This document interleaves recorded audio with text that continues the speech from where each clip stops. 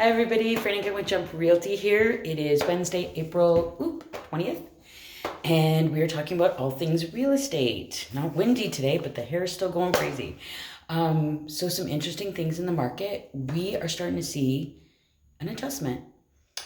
Last week and the last few weeks, we've seen the national budget come out. We've seen interest rates go up, and we're seeing the reverberations from that. So keep in mind, when you are looking at the national budget and the things that they are doing to affect the housing market, they are doing broad sweeping initiatives, broad sweeping policies, because they are the federal government and real estate is hyper local. So what's going to work in Moncton, New Brunswick, sorry, that was my American coming out, is not necessarily going to work in Chatham, Ontario. So my prediction is that they will implement these policies in these broad strokes and then let it shake down to the local level and provincial level, primarily municipal, and let them handle it. So that being said, the national market went down 11%. The Canadian housing market on a whole in March went down 11% price-wise. What does that mean locally then? So we are starting to see that adjustment. Not necessarily in the prices, which I've said repeatedly here. I think our prices are going to hold. The average sale price is over 700,000 right now.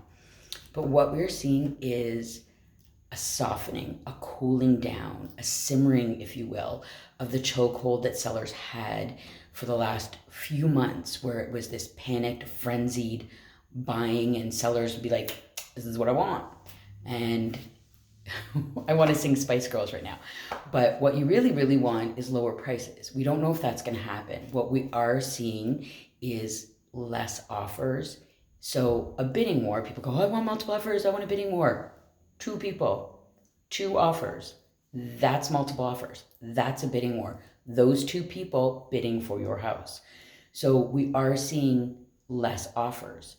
And that means we're going to start to see more conditions come back. It doesn't necessarily mean the price is going to change. It's how people are approaching it. And that is what is going to change. And just to give you some numbers to show you how that's shaking out in the market, got them right here.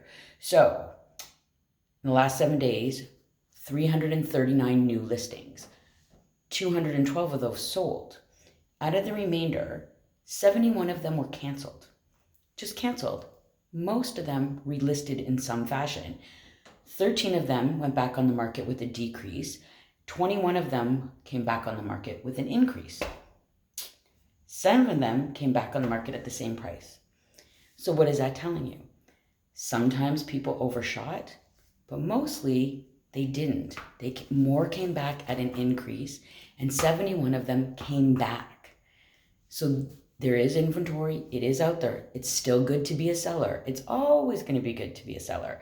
It's getting easier to be a buyer because you're not going up as many people, but that could change. It's not June yet. The weather's not perfect yet. It's still coming. So get out there, put your offers in. It's the only way you get a house. You got to put an offer in, right, people? Okay, so that's it for this week. We're going to see where this adjustment lands us, see if the prices hold steady, which is my prediction, and that we're going to see more conditions coming back. We're going to see more buyers having a little bit more leverage, but still giving the pricing.